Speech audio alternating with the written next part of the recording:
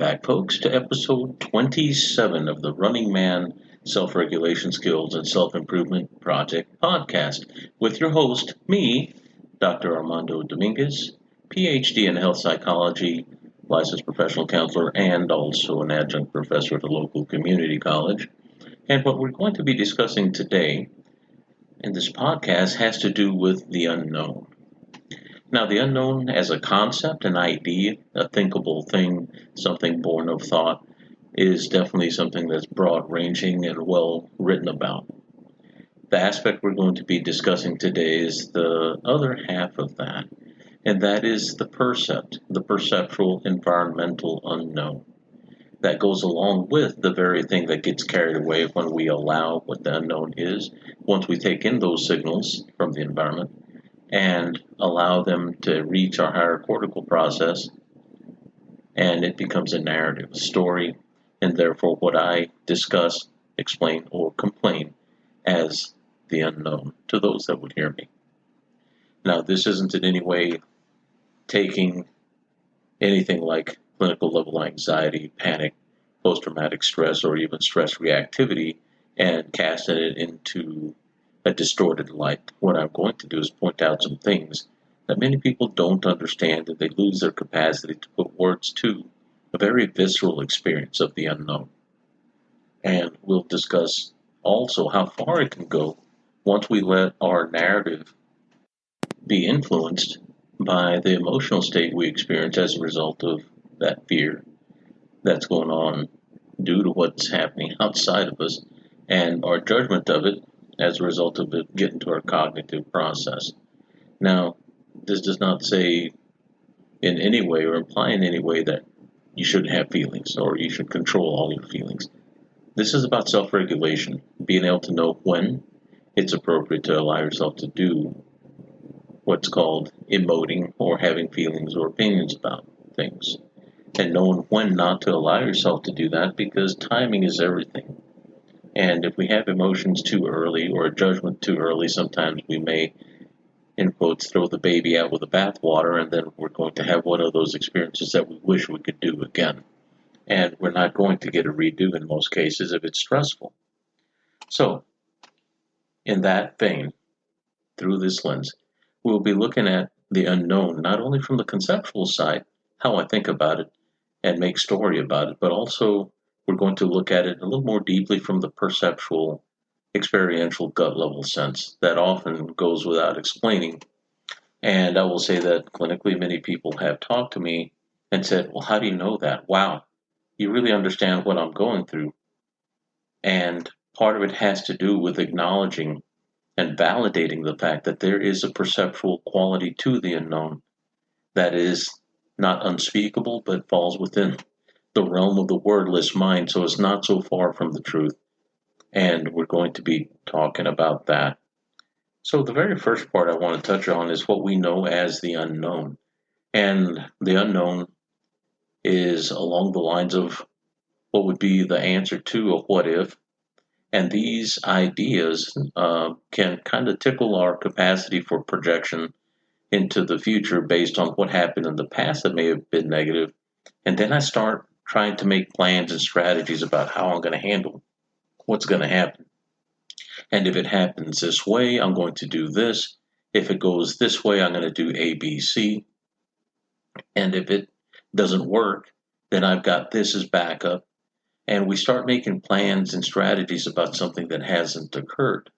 So mind you, this is an imaginative process, yes, but it's also predictive, which that's not a bad thing to have, because in many cases we can do that and drive by a relatively safe assumption, not an assumption of safety, but a safe assumption of accuracy based on prior behavior, which those are good measuring devices to determine whether or not something's going to occur a certain way. That's reasonable. It's when we try to lean on that assumption as it's 100% in all cases, that's when assumptions become dangerous and deleterious to our plans and our safety sometimes, when we take them as sacrosanct and as law, when we elevate the assumption to apply to all things. And this is where the argument of all things being equal is a problem because all things being equal is not only unrealistic, it never happens.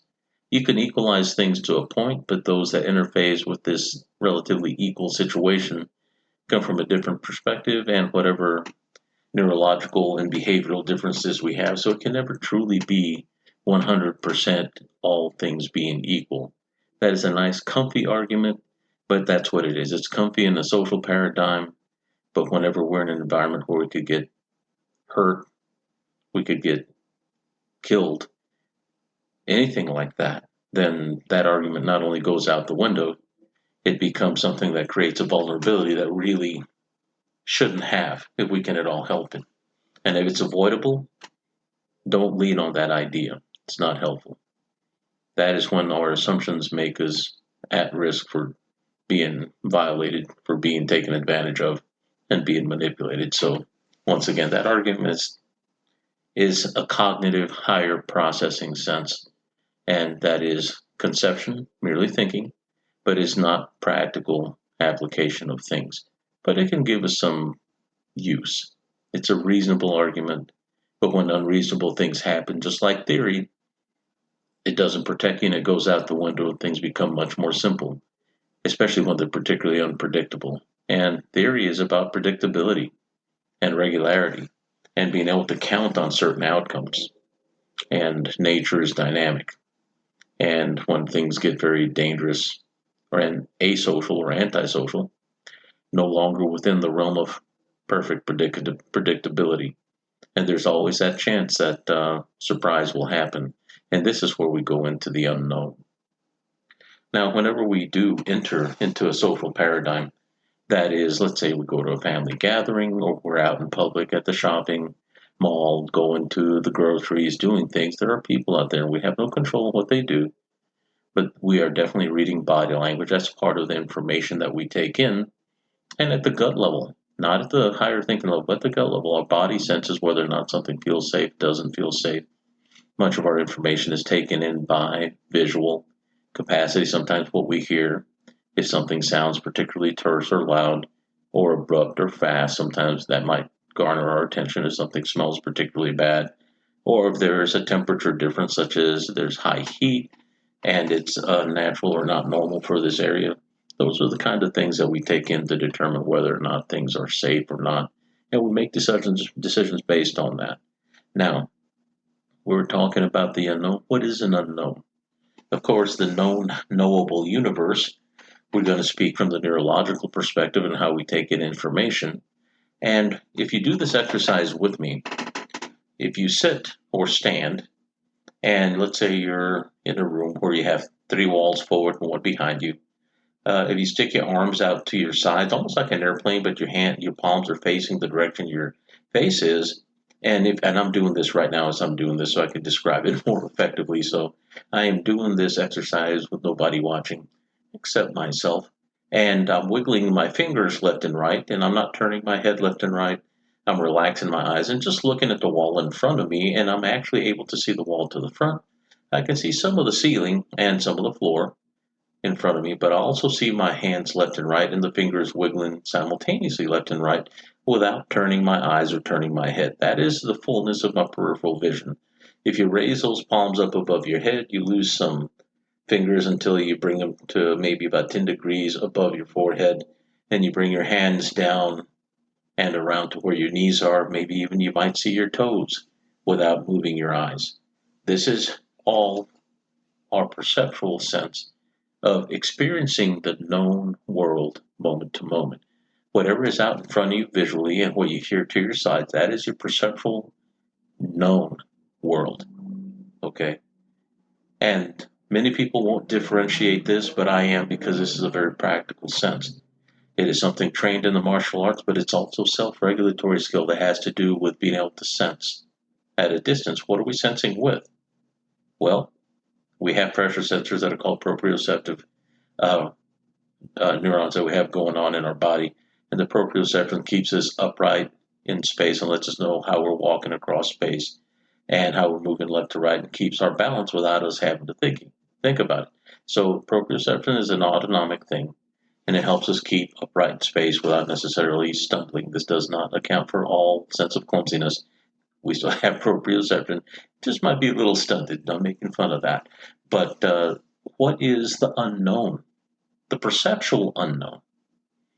Well, if we have our hands out and we take our palms and put them palm up and point our thumbs backward, if we have a half bubble to the front of us consciously that I can see, hear, taste, smell, this sort of thing, moment to moment, the exact opposite is what exists behind us. If we're to point with our fingers and make a huge circle, I cannot see that with my eyes, but if I'm out in natural light, not under industrial light in particular, then we'll call that fluorescent lighting that flickers, but out in natural light, you can tell when somebody or something walks behind you because it breaks the beam of light from the sun. That is a continuous piece of light or a beam of light.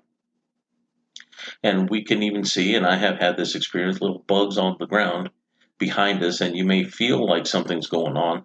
Notice I said feel in quotes. And you turn to the right and down about 6 to 12 inches behind you and about 3 feet back, you might see a little doodle bug. Displacing light, would you say? I would think so. Our eyes are able to differentiate between total darkness and 1 to 2 photons of light at over a mile away in complete darkness. And yes, we can tell the difference. And sometimes I have had that almost like that supernatural feeling is like, how the heck did I perceive that or feel that? And the fact is, I felt it by the time I ever got to the point to say, how the heck? And that's how sensitive our eyes are. And our ears can pick up, in addition, more information that couples with that. But these are some important things to our discussion today. The unknown, the perceptual unknown, not the sense or the thought or the idea of the unknown, the boogeyman that could be out there potentially moving in the future, or that was out there whenever I experienced this fear that I could not identify, but it scared the living crap out of me. But the actual perception of what we would call our unknown, because we can't see it, we can't name it, we can't label it, but yet if it moves and makes noise, we can pick it up.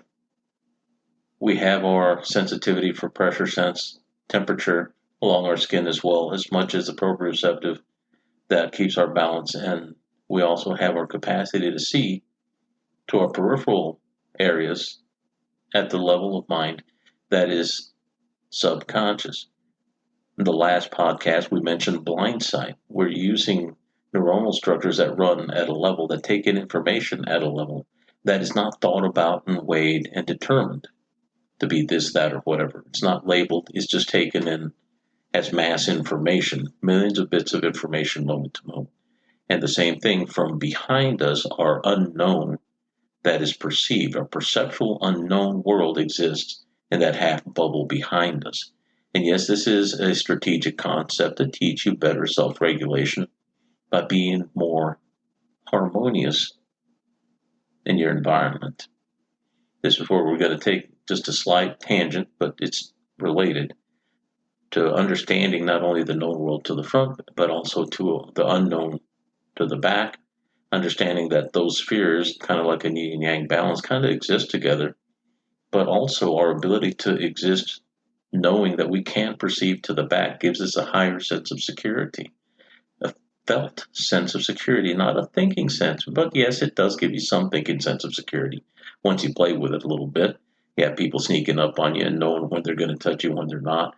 It's exciting and it's fun, and I've done this for martial art for years, and my sons were incredibly good at it, to the point whenever I would test them, they were close to about 95 to 100%.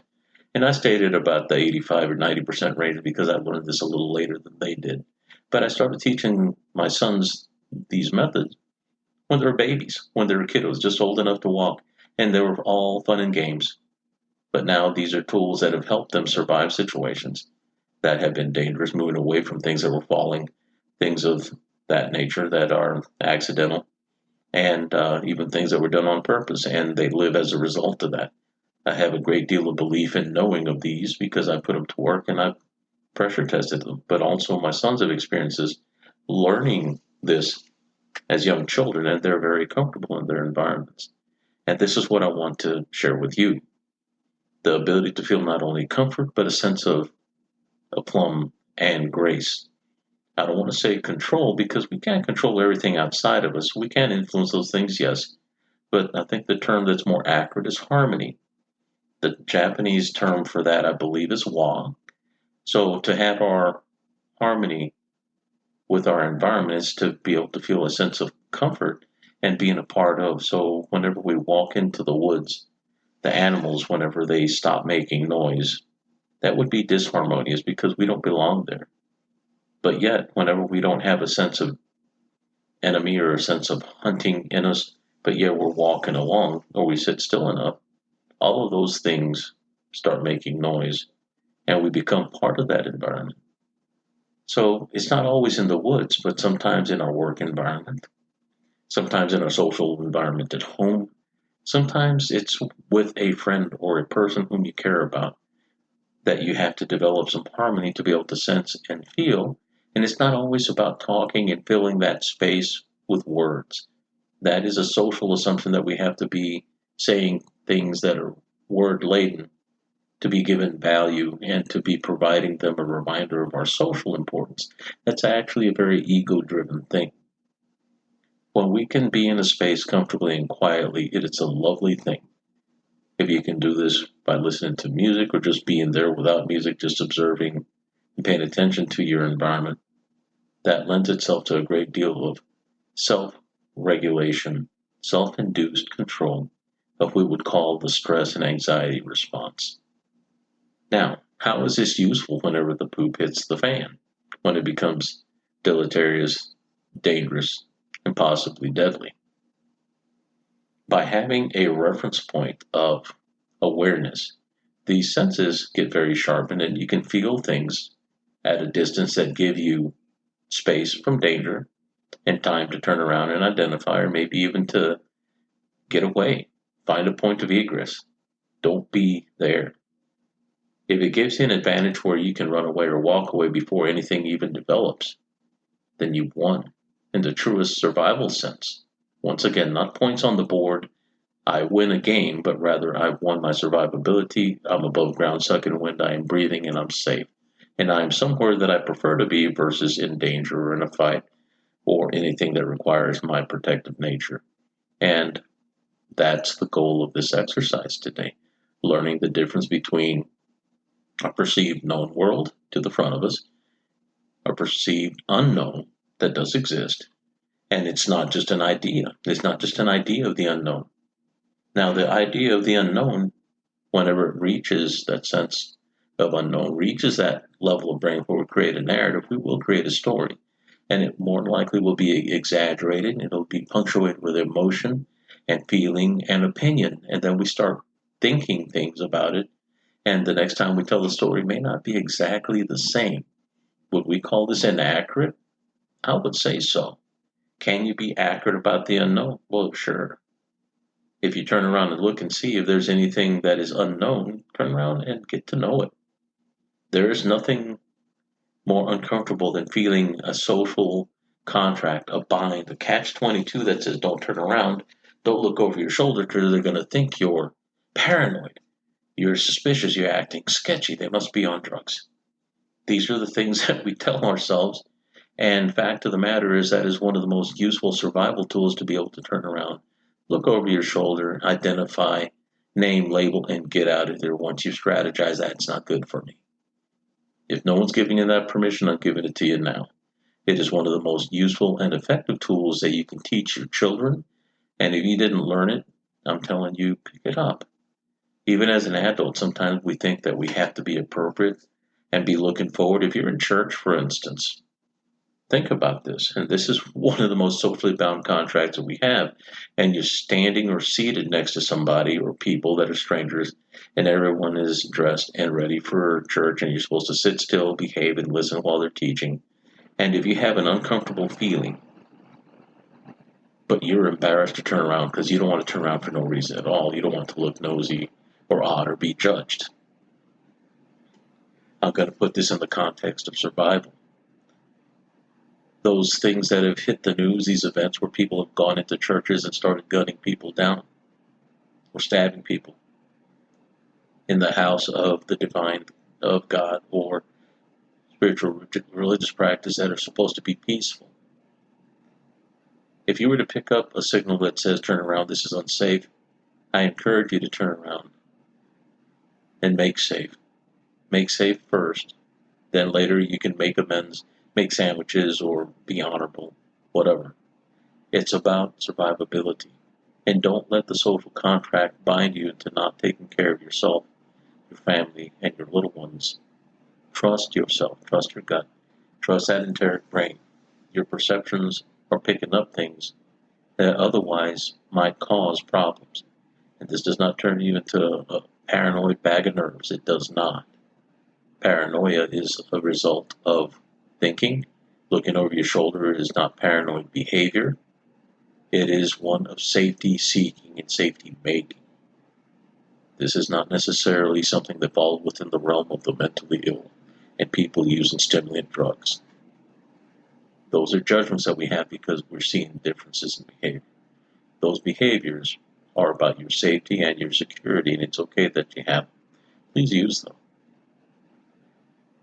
That's going to be all that we're going to be talking about today. And I want to tell you thank you for letting me visit with you. I certainly enjoyed recording this, and I've certainly enjoyed knowing that there are folks out there all over the world listening to this podcast. Please follow and share and like. And if there's somebody out there that you think that they can benefit from this, please share it with them. I would greatly appreciate that. And I certainly want to tell you that if you have any comments or questions, please send them to the email at Running Man Self-Regulation Skills Project at Gmail. And we'll talk soon. Take care. Let's be harmonious. Walk well.